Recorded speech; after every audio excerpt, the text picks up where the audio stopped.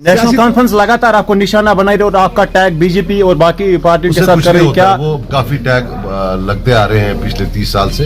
वो दिल्ली जाएं तो वहां बोलते हैं अलबर, यहाँ बोलते हैं बीजेपी। वो पहले मन बनाने में हूँ क्या, मैं खुद अब कंफ्यूज हो गया। उनको बोलो वो मन बना ले। नॉर्थ कश्मीर से सजाद गनी लोना बाज़ाब्ता तौर पर जो कैंडिडेट नामिनेट हुए हैं, तो आप मुझे बताइए कि आपका मुकाबला जो है नेशनल कॉन्फ्रेंस भी है, पीडीपी में मैदान में है, लेकिन कहा जा रहा है कि उन्होंने जो है माजी में काफी गलतियां की हैं जिन्हें आप हमेशा दोहराते हैं। तो आपको क्या लग रहा है आज वही गलतियां जो है उनका खमियाजा उन्हें भुगतना पड़ेगा? देखिए मेरी बात सुनिए, ये एक सिंपल सी बात है। स्टेट चली गई, 370 चला गया, 35 से चला गया।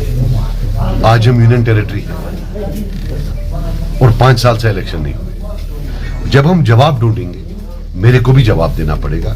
लेकिन मैंने सिर्फ 2.5 साल, एक पशुपालन मंत्री था मैं 2.5 साल। जिन लोगों ने 20, 30, 40 साल हुकूमत की है, जवाब तो ज्यादा उनसे मांगा जाएगा। सो ये हमें कोई जाती जिद नहीं है नेशनल कॉन्फ्रेंस का, लेकिन जिस हालत में हम हैं, नेशनल कॉन्फ्रेंस नहीं कह सकती कि मेरा इसमें कोई रोल नहीं। उनका बाज़ाब्ता रोल है, क्योंकि 31 साल लगभग 50% के टाइम जो है हुकूमत उनके पास थी। इसलिए हम उनसे उनको तनकीद नहीं करते, उनसे सवाल पूछते हैं और हम ये उम्मीद रखते हैं कि वो सवालों का वो जवाब दें। सर, पीछे जो इलेक्शंस हुई उनमें बड़े वादे किए जाते थे, जैसे सड़क रूल अटानमी या बाकी चीजें। इस इलेक्शन में ऐसी कोई बड़ी बात नहीं कही जा रही है। तो जब अगर हम मान के चले कि सजाद गनी लोन साहब नॉर्थ कश्मीर से जीत जाते हैं, तो क्या बड़ा कुछ ऐसा रहेगा जिसपे आपका मेन फोकस रहेगा? देखिए 2 चीजें हैं, डेवलपमेंट एंड डिग्निटी। डेवलपमेंट होता है आपकी economic packages. As I said, मेरा ख्वाब है जो जम्मू कश्मीर के लिए, I see it in the long term as horticulture based, कि इसमें horticulture, some sort of agriculture, biotechnology, which means aromatic plants, medicinal plants, ये बहुत बड़ी इंडस्ट्री जिसमें thousands of crores का टर्नओवर हो सकता है। और दूसरा टूरिज्म। मेरा main focus our as a party is to get as much funds as possible for development of these 2 sectors. फिर दूसरा है डिग्निटी। डिग्निटी ये हम समझते हैं कि जो जम्मू कश्मीर का बच्चा है, उसको आप उसी कानून से तोलिए जो गुजरात के बच्चा, कर्नाटका का बच्चा, दिल्ली का बच्चा हो, जो यहां एक एक्स्ट्रा ऑर्डिनरी जो इन्होंने सेट ऑफ रूल्स बना के रखा है जम्मू कश्मीर के बच्चों के लिए, बिलखुसूस जो ये कल्चर ऑफ पुलिस सर्टिफिकेट्स है, और किस police certificate on what basis, वो डिग्निटी की बात है कि भाई अगर एक खानदान में एक बंदा कहीं इन्वॉल्व था, तो उसके भाई को, उसके बाप को, उसके बेटे को, उसकी बेटी को, बहन के बेटे को, भाई के बेटे को, किसी को नहीं मिलेगी। और ये हमारा कोई बाहर का नहीं है, ये इन्हीं सरकारों ने ये कानून बनाया है। पूरी दुनिया में कहीं ये कानून नहीं है कि बाप की सजा बेटे को, या बेटे की सजा बाप को, या भाई की सजा भाई को। ये सिर्फ जम्मू कश्मीर में है। जवाब हम चाहते हैं कि आज जो नौजवान है, आपको नहीं पता, मुझे नहीं लगता आपको प्रॉब्लम है या नहीं, लेकिन हमारे पास सैकड़ों प्रॉब्लम रोज आती है, डजन्स ऑफ देम, जहां बच्चे को नौकरी मिलती है लेकिन उसको पुलिस सर्टिफिकेट नहीं मिलती है। वो बोलता है सर मैं तो तब पैदा ही नहीं हुआ था जब मेरे फादर से कोई गलती हुई। Is anybody talking about it? ये इशू नहीं है क्या? Emotional slogans are over. आप इलेक्शन लड़िए on the basis of what people face in their day-to-day lives, and I will do what it takes to ensure that we have the same set of laws as in any other state in India. You cannot have special coercive laws just for the youths of J&K. That I promise you. Sir, कल उमर अब्दुल्ला साहब ने बताया कि वो वाजपेयी के साथ अगर वो होते तो फिर काम करते, तो तब की बीजेपी और अब के बीजेपी में उसके हिसाब से क्या फर्क है? आपको क्या लग रहा है? देखो यार, उमर साहब को अल्लाह ताला ने माफ किया है, उसको सर्टिफिकेट है, वो कुछ भी कर सकता है, वो कुछ भी कर सकता है, वो जन्नत की सर्टिफिकेट दे सकता है, सफाई की, वो कुछ भी कर सकता है, उसका आप छोड़ दो। देखो मैं नहीं बोलना चाहता, वो मेरा हरीफ है, लेकिन फिर ये बोलते हैं कि भाई ये गाली गलौज करता है, वो टरबाज है, वो बहुत टर मारता है।